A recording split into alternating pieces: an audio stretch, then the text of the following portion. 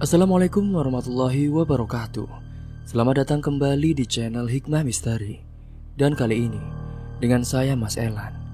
Apa kabar kalian semua? Semoga sehat badannya, dilancarkan segala rezekinya, dimudahkan urusannya, dan dijauhkan dari segala mara bahaya. Amin amin ya rabbal alamin. Di kesempatan kali ini saya akan menceritakan sebuah cerita drama rumah tangga. Dan sebelum masuk ke ceritanya, bagi kalian yang belum subscribe, jangan lupa klik tombol subscribe-nya, klik lonceng notifikasinya, serta like video ini, agar kalian tidak ketinggalan cerita-cerita menarik dari channel Hikmah Misteri yang akan selalu menggetarkan hati kalian. Oke, terima kasih. Dan langsung saja tanpa berlama-lama lagi, ini dia ceritanya. Di ruang tamu yang sederhana, Aida duduk sambil memandang Niken dan Dana yang sedang bermain di lantai. Di luar suara kendaraan sekali terdengar samar-samar, menciptakan suasana yang tidak pernah benar-benar sunyi. Meski tak besar, rumah ini adalah tempat mereka berlindung. Rumah yang meski sederhana tetap jadi sumber kenyamanan bagi Aida. Aku bersyukur, setidaknya rumah ini milik kita sendiri, gumam Aida dalam hati sambil menghela nafas. Walaupun keadaan ekonomi sulit, setidaknya kita tak perlu mikirin biaya kontrakan. Tiba-tiba saat itu suara pintu yang dibuka dengan kasar membuat Aida pun tersontak. Tovan, suami dari Aida, dia masuk ke dalam rumah dengan raut wajah yang tegang. Aida segera berdiri dan mengatur ekspresinya agar tetap tenang. "Kenapa, Mas? Ada masalah di tempat kerja?" tanya Aida dengan pelan. Ya apalagi kalau bukan itu, Dek. Aku juga sudah bekerja keras, tapi ya gini, gajiku gak pernah cukup. Selalu aja kita kekurangan. Belum lagi si Dana minta beli buku kemarin. Pusing aku, Dek, jawab Tovan dengan nada yang sedikit meninggi. Aida terdiam mencoba meredam emosinya. Tovan memang seringkali pulang dengan emosi yang tak terkendali. Mungkin pikirnya tekanan pekerjaan sebagai buruh ditambah gaji yang tak seberapa membuatnya sulit mengendalikan diri. Aku tahu, Mas. Aku juga tahu kamu sudah bekerja keras. Tapi kan memang Dana butuh buku buat sekolah, dan Niken juga butuh banyak hal di sekolahnya. Kalau bisa kita cari solusi tanpa marah-marah dulu ya. Apa kamu bilang? Maksudnya aku gak boleh marah gitu? Balas Tovan. Kamu itu kalau ngomong enak saja ya, Dek. Gak ngerasain beratnya kerjaanku di luar sana sih. Aida yang mendengar pun langsung menarik nafas dengan panjang. Dia menahan diri agar tidak terpancing emosi dari suaminya. Perdebatan-perdebatan seperti ini memang sudah sering terjadi. Setiap kali Tovan merasa tertekan, ia akan melampiaskan kekesalannya di rumah itu.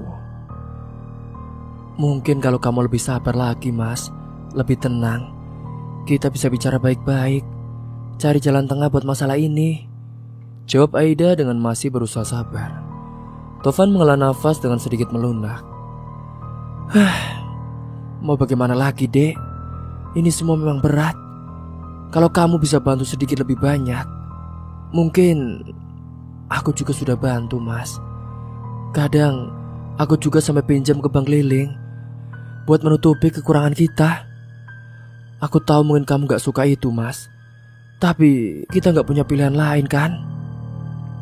Tovan pun terdiam sejenak. Bagaimanapun juga ia tahu kalau penghasilan mereka memang pas-pasan, dan Aida terpaksa pinjam sana-sini demi kebutuhan keluarganya. Namun rasa gengsinya terkadang membuatnya enggan mengakui bantuan dari Aida. Emangnya kamu yakin kamu gak akan berakhir terlilit hutang karena pinjaman-pinjaman itu?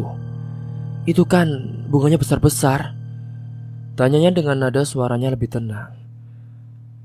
Aku akan berusaha, Mas. Aku hanya pinjam kalau betul-betul perlu saja, dan bayarnya kan juga kita nyicil sedikit demi sedikit, jawab Aida, berharap suaminya ini bisa memahami. Tovan saat itu hanya mengangguk dengan pelan. Keduanya lalu terdiam terjebak dalam pikiran masing-masing. Tovan ini dengan beban pekerjaannya dan juga harga dirinya, serta Aida dengan tanggung jawab mengelola rumah tangga di tengah keterbatasan itu. Dana dan Niken yang sedari tadi dia memperhatikan, akhirnya pun mereka mendekat ke arah itu. "Ibu, aku lapar, Bu," ucap Niken dengan suara lembut. Aida tersenyum mencoba mengalihkan pikirannya dari ketegangan barusan. "Ya sudah, sini Ibu buatin nasi sama telur ya. Kamu juga, Dana?" Dana mengangguk dengan cepat, membuat Aida merasa sedikit lega karena perhatian dari anak-anak bisa membantunya melupakan sejenak masalah dengan suaminya. "Aku ke dapur dulu ya, Mas," ujar Aida pada Tovan. Tovan saat itu hanya mengangguk pelan sambil duduk di kursi kayu, memijat keningnya sendiri. Sambil memasak, Aida berpikir dalam-dalam. "Kenapa semuanya jadi sulit seperti ini ya?" gumamnya di dalam hati. Ia ingat betapa bahagianya ia saat menikah dulu. Meski usianya baru 19 tahun, di umur yang masih muda ia memutuskan untuk mengabdikan hidupnya pada keluarga dan juga membesarkan anak-anaknya. Namun sekarang setelah bertahun-tahun hidup dalam kesulitan, ia merasa semuanya tak semudah dulu. Cinta yang pernah bersemi terasa semakin pudar di balik kesulitan ekonomi dan juga tekanan hidup yang terus meningkat. Setelah selesai memasak, Aida pun kembali ke ruang tamu, membawa 2 piring berisi nasi dan telur untuk Dana dan juga Niken. Anak-anak itu tampak senang. Mereka pun langsung ambil sendok dan mulai makan dengan lahap. "Ibu, tadi ada apa sih, Bu? Bapak marah-marah lagi ya?" tanya Dana dengan polos setelah menyuapkan beberapa sendok nasi ke mulutnya. Aida terdiam sejenak. Ia tak ingin anak-anaknya tumbuh dengan menganggap pertengkaran itu hal biasa. Ia ingin memberi pengertian tapi juga ingin melindungi hati mereka. "Bapak lagi capek, Nak. Kalian doain aja ya, biar Bapak diberi kesehatan dan juga rezeki yang lebih," jawab Aida dengan lembut, mencoba memberi pengertian kepada anak-anaknya. Dana mengangguk dengan wajah serius, sedangkan Niken hanya melanjutkan makan tanpa terlalu memperhatikan percakapan itu.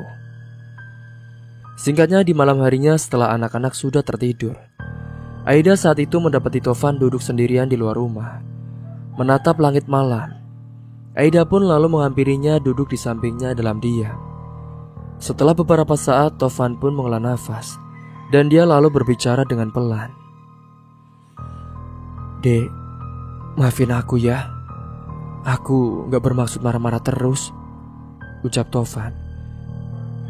Aku merasa gak cukup buat kamu dan anak-anak, Dek." Aida lalu meraih tangan Tovan, menggenggamnya dengan lembut. "Mas, aku tahu kamu sudah berusaha. Kita hanya perlu bersabar dan juga tetap berusaha semampu kita. Aku selalu ada di sini, Mas, buat mendampingi kamu, asal kita bisa saling mengerti." Tovan pun menoleh menatap Aida dengan tatapan penuh penyesalan. "Sekali lagi, maafkan aku ya, Dek. Aku juga tahu kalau kamu sudah banyak berkorban untuk mengurusi anak-anak kita, mengurus rumah, dan juga membantuku mencari tambahan." "Tidak apa-apa, Mas. Aku menikah dengan kamu karena aku mencintaimu, Mas. Aku percaya kita bisa melalui semua ini bersama." Malam itu mereka pun duduk berdua dalam keheningan, saling menyadari bahwa meskipun hidup tak selalu mudah, mereka masih punya satu sama lain yang saling menguatkan dan juga memberi kekuatan. Singkatnya, pada keesokan harinya, di pagi yang cerah itu, Aida pun bersiap mengantar kedua anaknya ke sekolah. Dengan senyum yang lembut, ia memegang tangan Dana dan Niken, lalu mengantar mereka ke sekolah dasar yang tak jauh dari rumahnya. Sepanjang perjalanan mereka berbincang dengan ringan. Canda tawa anak-anak menjadi semangat tersendiri bagi Aida di tengah hari-harinya yang tak mudah. "Nak, nanti ibu jemput ya setelah pulang kerja," kata Aida sambil membelai kepala Niken. "Iya, Bu. Ibu hati-hati ya," jawab Dana. Saat berbalik untuk pulang, Aida pun bertemu dengan Bu Rina, tetangganya yang sudah lama dikenalnya. Bu Aida, mau langsung kerja ya, Bu?" sapa Bu Rina. "Iya, Bu, kan sudah biasa. Pagi begini, antar anak-anak dulu, baru lanjut bersih-bersih di rumah Ibu Erni," jawab Aida sambil tersenyum. Bu Rina pun tersenyum prihatin, tahu betul bagaimana giginya Aida membantu keluarganya. Ibu hebat ya. Saya doakan semoga lancar kerjanya, Bu. Mudah-mudahan rezekinya nambah. Amin. Terima kasih banyak, Bu Rina. Kalau gitu, saya pamit dulu ya. Ucap Aida melanjutkan langkahnya menuju rumah Ibu Erni, tempatnya bekerja sebagai ART. Di rumah Ibu Erni, Aida memulai pekerjaan dengan sigap. Mulai dari membersihkan rumah, mencuci pakaian hingga memasak. Kegiatan-kegiatan ini sudah menjadi rutinitasnya setiap hari. Hingga setelah menyelesaikan pekerjaannya, ia pun bergegas pamit untuk pulang lebih awal. Bu, sudah selesai. Kalau ada yang perlu dibantu lagi, Ibu bisa panggil saya besok pagi ya, Bu, kata Aida kepada Bu Erni. Iya, terima kasih banyak ya Aida. Karena kamu sudah bantu, besok kamu kesini seperti biasa saja ya. Kalau gitu, kamu hati-hati pulangnya, balas Bu Erni. Dalam perjalanan pulang, Aida pun merasa lega, membayangkan bisa beristirahat sejenak sebelum nanti menjemput anak-anaknya. Namun sampainya di rumah, langkahnya pun terhenti saat melihat suaminya, Mas Tovan, yang sedang berbicara dengan seorang di teras. Pak Tovan, ini sudah beberapa hari, tapi belum ada pembayaran sama sekali. Kalau begini terus, cicilannya makin menumpuk, Pak, kata seorang pria berseragam yang rupanya petugas dari bank keliling. Aida pun saat itu melangkah mendekat, mencoba memahami situasinya. Mas, ada apa ini? Tanyanya. Petugas bank itu pun langsung menoleh ke arah Aida. Nah, ini Bu Aida. Ini soal pinjaman yang belum ada pembayarannya. Cicilan hari ini juga belum dibayar, Bu. Sementara total utang Ibu sudah mencapai 400.000. Aida terdiam sejenak. Ia tahu betapa sulitnya mengatur pengeluaran dan juga pemasukan yang ada. Tetapi saat ini tak ada pilihan lain. Dengan cekatan ia pun mengambil uang dari dompetnya dan menyerahkan 20.000 kepada petugas bank. Ini ya Pak, maaf kalau telat, ujar Aida dengan suara yang pelan. Petugas itu pun mengangguk. Baik Bu, ini saya catat. Tapi lagi-lagi besok jangan sampai terlambat lagi ya Bu. Setelah petugas itu pergi, Tovan pun menghela nafas, menatap Aida dengan sorot mata yang penuh kekhawatiran. Dek, emangnya sudah berapa banyak pinjaman yang kamu ambil sih sebenarnya? Tanyanya. Aida terdiam sejenak lalu menjawab dengan pelan. Kira-kira untuk sampai sekarang aku sudah pinjam ke 4 orang, Mas. Masing-masing sekitar 300.000 ke atas.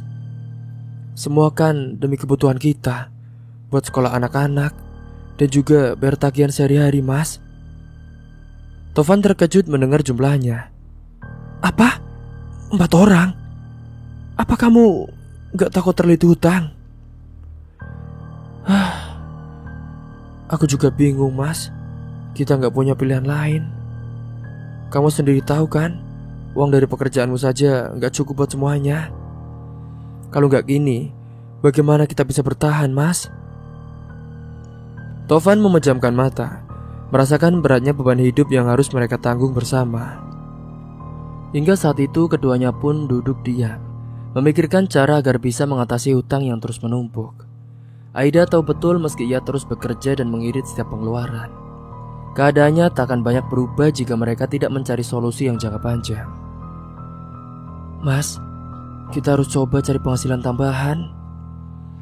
Iya dek, mungkin aku bisa cari pekerjaan paruh waktu di malam hari. Kalau ada, meskipun capek, setidaknya kita bisa sedikit kurangi hutang kita, dek. Aku juga bersedia membantu, Mas. Kalau ada yang bisa kulakukan selain bekerja di rumah Bu Erni, aku akan lakukan juga. Tovan mengangguk. Kita harus mulai dari mana ya? Kita harus jalani satu hari demi satu hari, dek. Hari itu Aida pun merasa lebih lega karena ia dan Tovan bisa bicara baik-baik, meskipun saat itu keadaan tak mudah. Aida bersyukur bisa tetap kuat bersama Tovan, menghadapi kesulitan satu demi satu, dan berharap kelak ada perubahan lebih baik bagi keluarga kecil mereka. Dan pada keesokan paginya, di tengah kepusingannya memikirkan cicilan hutang, Aida tiba-tiba mendengar tangis anak-anaknya dari arah halaman. Ia segera menghampiri dan menemukan Dana dan Niken menangis sambil memeluk tas sekolah mereka. "Ada apa ini? Kenapa kalian menangis?" tanya Aida dengan lembut, memeluk mereka secara bergantian.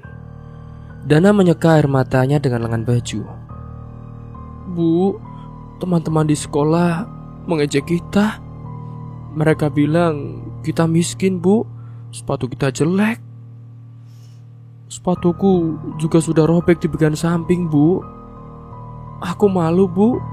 Mereka semua ketawa lihat sepatu Niken," saut Niken sambil menangis. Aida merasakan hatinya teriris mendengar cerita dari anak-anaknya. Ia tahu sepatu mereka memang sudah lama tidak diganti. Tapi apa daya, uang yang ada selalu habis untuk kebutuhan pokok. Sudah sayang. Kalian gak perlu dengar omongan teman-teman yang gak baik. Niken dan Dana itu kan anak-anak ibu yang hebat. Ya? Bisik Aida, lembut sambil mengusap punggung mereka. Namun tangis mereka masih belum reda. Aida pun membawa mereka masuk ke dalam rumah. Duduk di ruang tengah yang sederhana dan mulai berbicara pelan agar mereka tenang.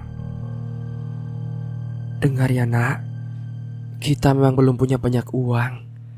Tapi itu gak membuat kalian jadi anak yang rendah. Justru kalian harus bangga karena punya ibu dan bapak yang bekerja keras buat kalian," ucap Aida sambil tersenyum. Meski saat itu hatinya terasa berat. "Tapi Bu, teman-teman bilang kita gak bisa beli apa-apa. Kenapa sih Bu, kita harus miskin?" tanya Dana dengan mata berkaca-kaca.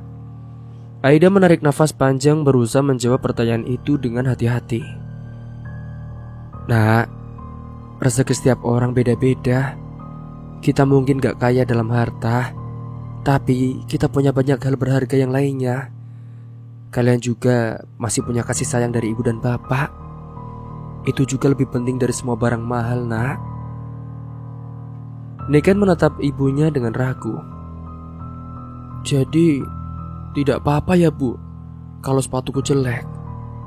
Sepatu Niken gak jelek, cuma sudah lama saja. Nanti kalau ibu ada rezeki, kita beli sepatu baru ya, jawab Aida lembut sambil memegang tangan Niken. Anak-anak mulai sedikit tenang meski raut wajah mereka masih tampak sedih. Aida lalu merangkul keduanya, mencoba menanamkan pengertian agar mereka tetap kuat meski hidupnya sederhana. "Dana, Niken, pokoknya kalian harus tetap jadi anak-anak yang baik. Jangan balas ejekan teman-teman ya nak. Ingat kata ibu, meskipun kita gak punya banyak, tapi kita tetap punya hati yang baik. Dan itu yang paling penting, ya?" tambah Aida sambil tersenyum. Dana dan Niken pun mengangguk pelan, merasa sedikit lebih lega. "Iya Bu, kami janji kami akan jadi anak yang baik." Singkat cerita, pada malam harinya, setelah anak-anak tidur, Aida pun duduk di ruang tamu, menunggu kepulangan Tovan suaminya. Tak lama pintu pun terbuka dan Tovan masuk dengan wajah yang lelah. Bekas keringat masih tampak di dahinya. "Ada apa dek? Kok tampaknya kamu nungguin aku banget?" tanya Tovan sambil melepas topinya. Aida tersenyum tipis saat itu. "Ini mas, tadi ada kejadian di sekolah anak-anak." Tovan pun mendekat duduk di samping Aida dengan pandangan yang serius. "Loh, kenapa? Emangnya ada masalah apa?" Aida lalu menghela nafas. Dia pun mulai menceritakan kejadian tadi siang. Dana dan Niken diejek teman-temannya di sekolah. Mereka bilang sepatu mereka jelek dan bahkan mengejek kita karena dianggap miskin, mas. Dana sama Niken sampai nangis. Aku gak tega melihatnya. Mendengar ucapan dari istrinya, Tovan pun tampak terkejut dan kecewa. Astagfirullah, kasihan sekali anak-anak kita. Harusnya mereka gak perlu mengalami hal seperti itu. Iya mas, aku juga berusaha menenangkan mereka dan bilang bahwa kita tetap keluarga yang kuat. Tapi hatiku ini rasanya sakit sekali melihat mereka harus menanggung ejekan itu, mas. ucap Aida dengan lirih, sembari menatap lantai. Tovan pun saat itu meremas tangan Aida, menatapnya dengan penuh penyesalan dan juga penghayatan. Maafkan aku ya, Dek. Aku tahu sekarang kita sedang sulit. Dan mungkin kalau aku bisa dapat kerjaan lebih baik lagi, kita gak harus lihat anak-anak kita dihina seperti itu. Ini bukan salahmu, Mas. Kamu sudah berusaha. Yang penting sekarang kita harus tetap bersama, supaya anak-anak tahu kalau kita selalu ada buat mereka. Tovan menatap Aida dengan mata yang berkaca-kaca juga. Perasaan bersalah bercampur tekad menguat dalam hatinya. Dia tahu dia belum memberikan nafkah yang cukup bagi keluarganya. Meski hidup mereka terasa sulit, memiliki pasangan yang selalu ada dan mau berjuang bersama adalah anugerah yang sangat ia syukuri. Mereka berdua duduk dalam keheningan, sama-sama menyusun rencana untuk masa depan, agar hidup mereka lebih baik lagi bagi keluarga kecil mereka. Malam itu pun Aida tidur dengan hati yang sedikit lebih tenang. Meski dia harus memikirkan besok harinya, tentang masalah-masalah yang akan datang, serta cara menghadapi hidup ini yang penuh dengan tekanan dan juga hutang yang menumpuk. Pada keesokan harinya, siang itu Tovan sedang bekerja di pasar sebagai kuli angkut seperti biasa. Ia sibuk memindahkan karung-karung berat berisi beras ke tempat penjualnya. Lalu dia pun beristirahat sejenak di dekat gerobak, dengan menghapus keringat dengan punggung tangan. Tak jauh darinya, seorang pria berseragam dinas merhatikan kawasan pasar sambil mencatat sesuatu di buku. Pria itu tampak mengamati lingkungan sekitar dengan teliti. Sekali pria itu pun melirik ke arah Tovan. Itu Tovan apa bukan ya? Gumam pria itu sambil menyipitkan mata, merasa wajah kuli yang bekerja keras itu mirip dengan sahabat lamanya di SD. Hingga saat Tovan duduk untuk istirahat, pria itu pun berjalan mendekat, lalu menyapanya dengan ragu. Tovan, ini benar kamu kan? Tovan pun mendangak dan terpana sejenak. Ia hampir tidak mengenali pria itu yang terlihat sangat rapi dan berwibawa dengan pakaian dinasnya itu. Namun setelah memperhatikan wajahnya, Tovan mulai ingat. Yusuf? Ini benar Yusuf, sahabat lamaku. Ya ampun, jawab Tovan dengan matanya melebar dan wajahnya berbinar. Yusuf tersenyum lebar, lalu menepuk bahu Tovan dengan hangat. Iya Van, ini aku Yusuf. Lama banget kita gak ketemu. Gimana kabarmu? Tovan tertawa kecil. Meski saat itu ada rasa segan melihat penampilan dari Yusuf yang tampak begitu mapan. Kabarku baik. Ya begitulah sekarang. Kamu sendiri gimana Suf? Kelihatannya kok kamu sukses sekarang ya, pakai baju dinas segala lagi. Yusuf tersenyum dengan mengangguk dengan pelan. Iya, alhamdulillah. Sekarang aku kerja di dinas. Kebetulan hari ini aku lagi ditugasin buat survei pasar ini. Rencananya sih pasar ini mau diperbaiki biar lebih bersih dan rapi.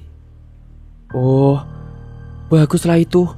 Pasar ini memang butuh perbaikan Suf, biar gak becek kalau hujan, kata Tovan sambil mengangguk-angguk.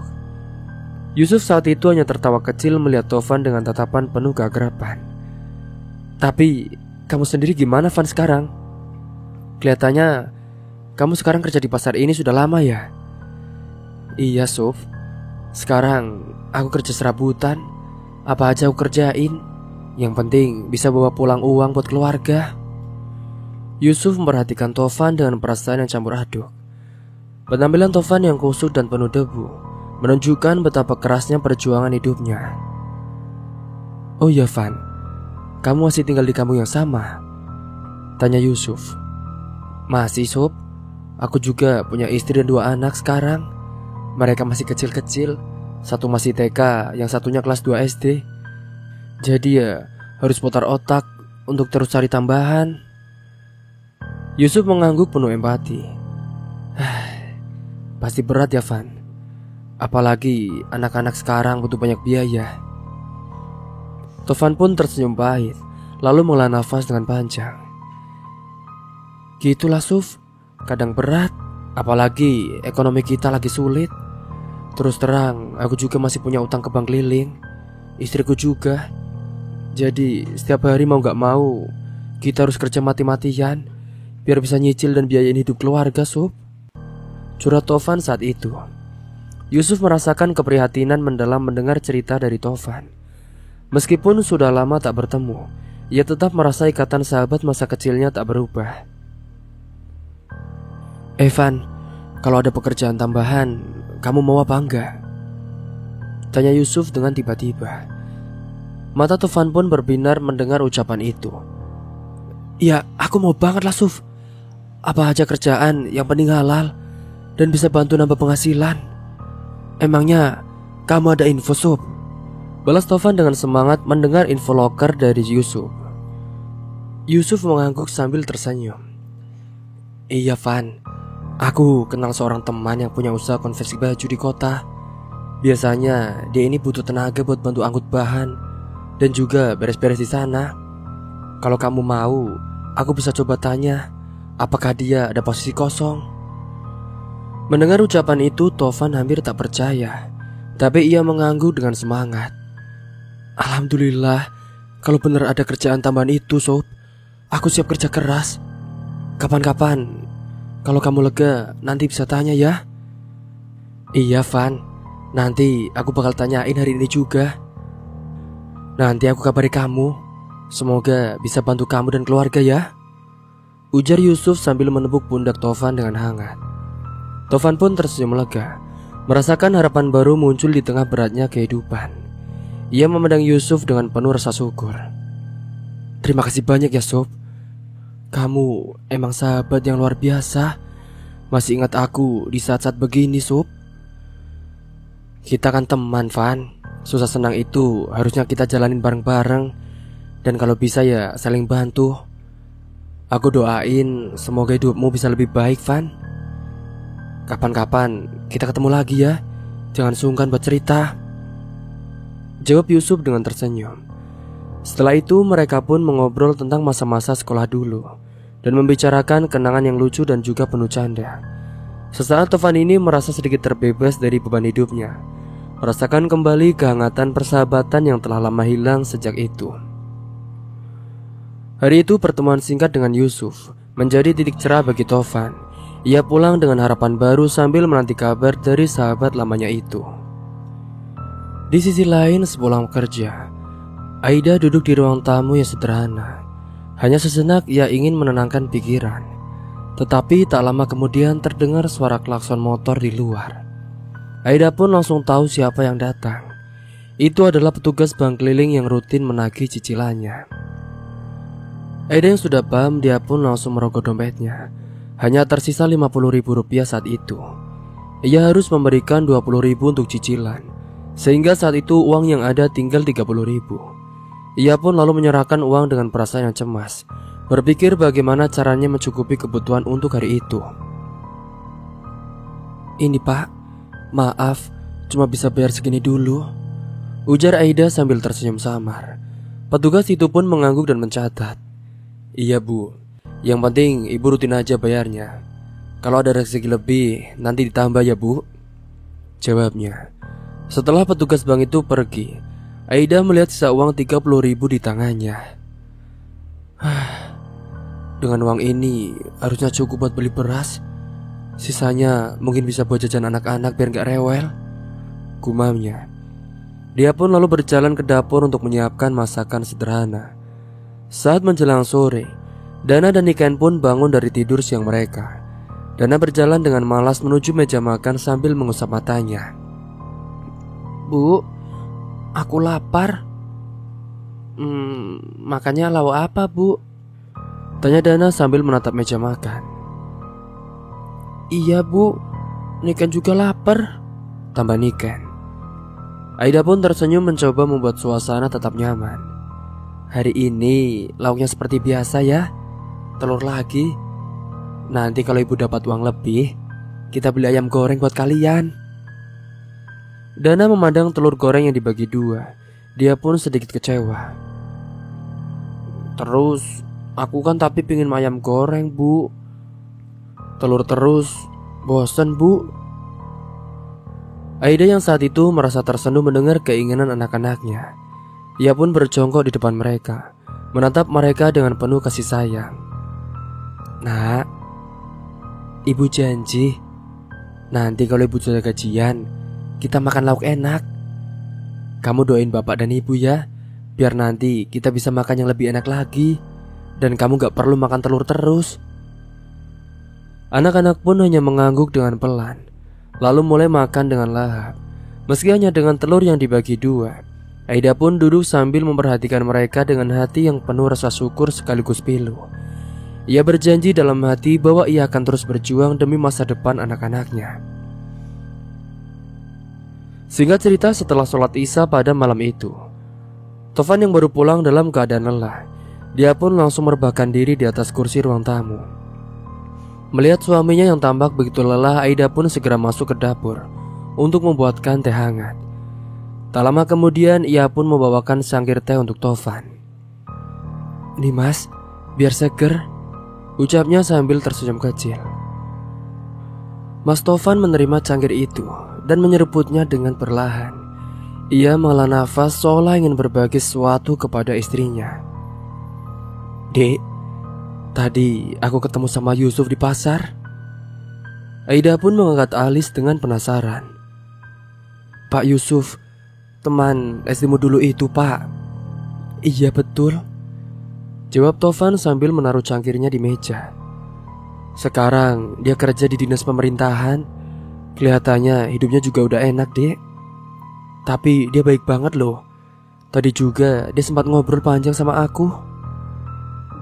"Wah, seneng ya mas.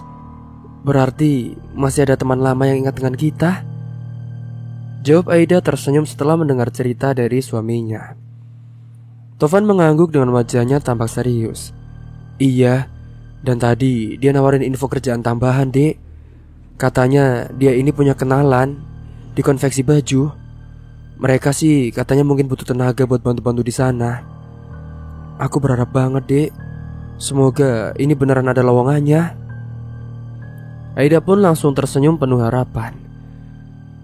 "Alhamdulillah ya mas. Semoga ada rezeki lewat situ. Kalau mas bisa kerja di sana, pasti akan sangat membantu kita, mas." "Iya, Dek. Aku juga pengen kita bisa lunasin utang-utang kita dengan cepat, biar anak-anak gak harus ngerasa kekurangan terus. Aku kasihan sama Dana dan Niken. Tadi waktu istirahat juga aku kepikiran terus sama mereka." Aida pun mengangguk serta merasakan harapan dan semangat yang sama dengan suaminya. "Iya mas, aku juga punya harapan yang sama. Makanya mari kita jalani semuanya dengan sabar. Insya Allah rezeki itu datang pada waktunya." "Iya dek, semoga." Singkat cerita, 2 hari setelah pertemuan di pasar, malam itu rumah Tovan dan Aida pun kedatangan tamu istimewa. Dia tak lain adalah Yusuf, sahabat lama Tovan, yang datang berkunjung dengan niat bersilaturahmi sekaligus menyampaikan kabar baik. Saat itu Tovan yang sedang duduk di ruang tamu, dia pun segera bangkit menyambutnya dengan senyum yang hangat. "Wah, Yusuf, silakan masuk, silakan," sambut Tovan dengan antusias. Aida pun saat itu turut keluar dari dapur sambil membawa teh hangat untuk tamu mereka. "Terima kasih, Van. Lama-lama aku gak percaya nih, akhirnya bisa main ke rumah sahabat lamaku," kata Yusuf sambil tertawa kecil. Setelah berbasa-basi sejenak, Tovan dan Yusuf pun mulai berbincang tentang pekerjaan yang sebelumnya Yusuf janjikan. "Evan, alhamdulillah, aku bawa kabar baik," ujar Yusuf sambil menatap Tovan dengan serius. "Temanku Pak Danu, yang punya usaha konveksi baju itu, dia bilang kalau memang ada lowongan untuk bantu-bantu di sana. Selain itu juga, di sana juga ada lowongan menjahit. Mungkin kamu bisa ajukan lamarannya, atau setidaknya kita bisa bicarakan dengan dia lebih lanjut." Tovan menatap Yusuf penuh harapan sambil menghela nafasnya dengan lega. "Alhamdulillah Sob, ini benar-benar kabar yang aku tunggu-tunggu. Kalau memang ada kesempatan, aku siap untuk coba, Sob," ujar Pak Tovan dengan wajah yang berbinar. Yusuf tersenyum dan mengeluarkan selembar kertas kecil dari sakunya. "Nah, ini nomor telepon dari Pak Danu. Nanti kamu atau Aida bisa hubungi beliau ya. Tanyain saja langsung supaya kamu bisa lebih jelas soal kerjanya. Aida yang duduk sambil mendengarkan dari samping suaminya, dia tersenyum dan mengangguk, merasakan sedikit kelegaan. Alhamdulillah, semoga ini memang jalan rezeki kita ya mas. Iya, mudah-mudahan bisa bantu kalian Van. Jadi kalau ada peluang ambil saja. Siapa tahu nanti bisa membawa berkah buat keluarga kalian. Lanjut Pak Yusuf. Setelah berbincang cukup lama, Pak Yusuf pun pamit saat itu. Namun sebelum benar-benar keluar rumah, ia saat itu melihat Dana dan Niken yang mengintip malu-malu dari balik pintu. Ini anak-anak kamu ya Van?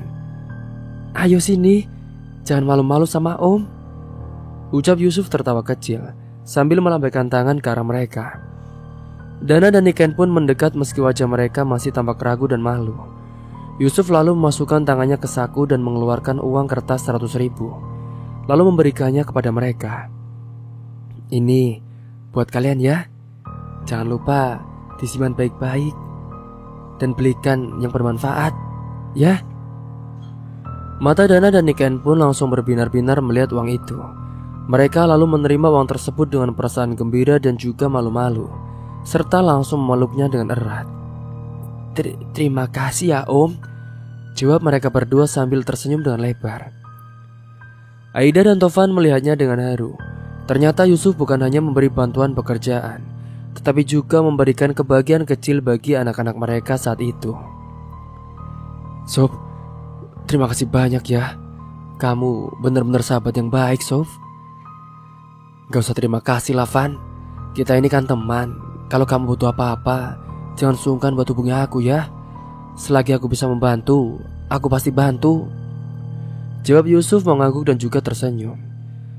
Hingga singkatnya setelah berpamitan, Yusuf pun melangkah pulang, meninggalkan Tovan dan Aida dengan harapan baru dan juga rasa syukur. Aida saat itu menggenggam nomor telepon dari Pak Danu dengan erat. Sementara Dana dan Niken terus berceloteh senang tentang uang jajan yang mereka terima dari Om Yusuf. Karena saat itu Dana dan Niken pun juga baru pertama kali mendapatkan uang 100.000, atau bisa dibilang dia baru pertama kali memegang uang kertas 100.000 rupiah. Singkatnya setelah pertemuan malam itu, pagi harinya Tovan pun bangun dengan perasaan bersemangat. Setelah mendapatkan nomor telepon dari Pak Danu dari Pak Yusuf, ia merasa bahwa kesempatan bekerja di konveksi ini adalah jawaban atas doa-doanya selama ini. Dengan cepat ia pun menuju meja kecil di ruang tamu, mengambil ponsel jadul mereka yang biasa dipegang oleh Aida. Aida yang saat itu tengah menyuapin Niken sarapan, memperhatikan Tovan dengan penuh antusias. Mas, langsung telepon saja sekarang. Siapa tahu kan ini jalan rezeki kita mas, ujarnya sambil tersenyum penuh harap. Tovan mengangguk lalu menekan nomor yang diberikan oleh Yusuf. Beberapa kali nada sambung pun terdengar sebelum akhirnya seseorang di ujung sana mengangkat telepon itu. Halo, assalamualaikum. Ini Pak Danu ya? Suara Tovan terdengar sopan dan juga sedikit gugup. Waalaikumsalam. Betul ini Danu? Ini siapa ya? Jawab Pak Danu dengan suara yang tenang. Saya Tovan Pak. Saya dapat nomor Bapak dari Yusuf, teman lama saya. Katanya Bapak mungkin punya pekerjaan di konveksi Bapak.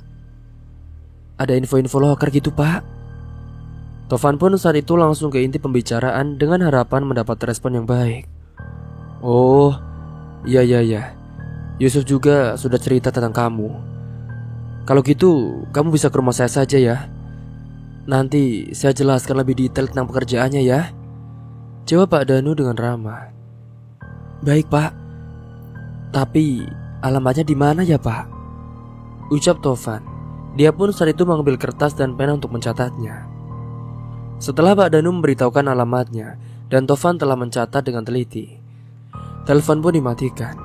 Ia lalu menatap Aida yang dari tadi mendengarkan dengan penuh antusias. Gimana mas?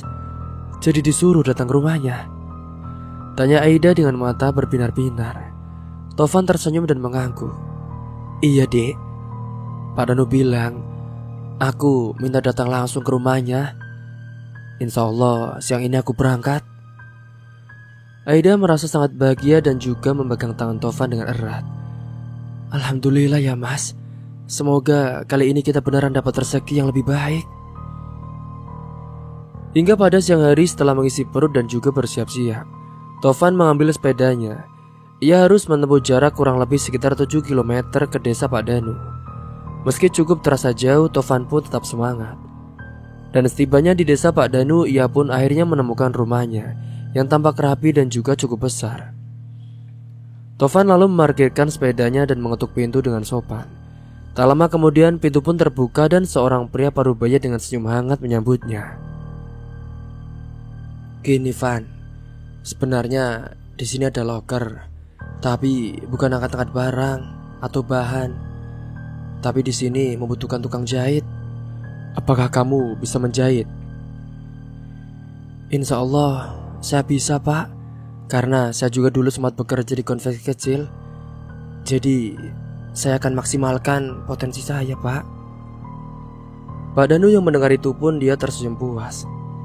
Alhamdulillah kalau gitu baguslah. Jadi begini Van, saya punya rencana agar kamu bisa bekerja dari rumah saja. Nanti saya akan kirimkan mesin jahit ke rumahmu ya, beserta bahan-bahannya. Tugas kamu hanya menjahit sesuai instruksi, dan nanti hasilnya juga akan ada yang mengambil. Mendengar ucapan penjelasan dari Pak Danu, Tovan merasa sangat senang. Jadi saya tidak perlu datang ke sini setiap hari pak? Iya, saya juga tahu perjalanan dari rumahmu cukup jauh. Jadi untuk efisiensi waktu, saya akan kirimkan semuanya ke rumah. Nanti tiap kali sudah selesai, tinggal tunggu orang saja ya. Biar nanti orang saya ambil hasilnya. Terima kasih banyak Pak Danu. Ini benar-benar membantu saya dan keluarga saya pak. Ucap Tovan merasa sangat bersyukur dan terharu. Sedangkan Pak Danu saat itu hanya tersenyum bijaksana. Setelah pembicaraan mereka selesai, Pak Danu lalu memanggil salah satu anak buahnya yang kebetulan ada di rumah.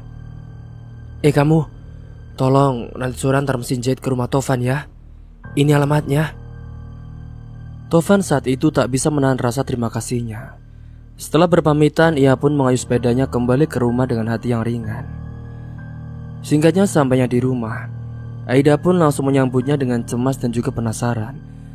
Dia juga yang baru saja pulang dari bekerja di ART itu. Mas, bagaimana? Apakah ada kabar baik mas?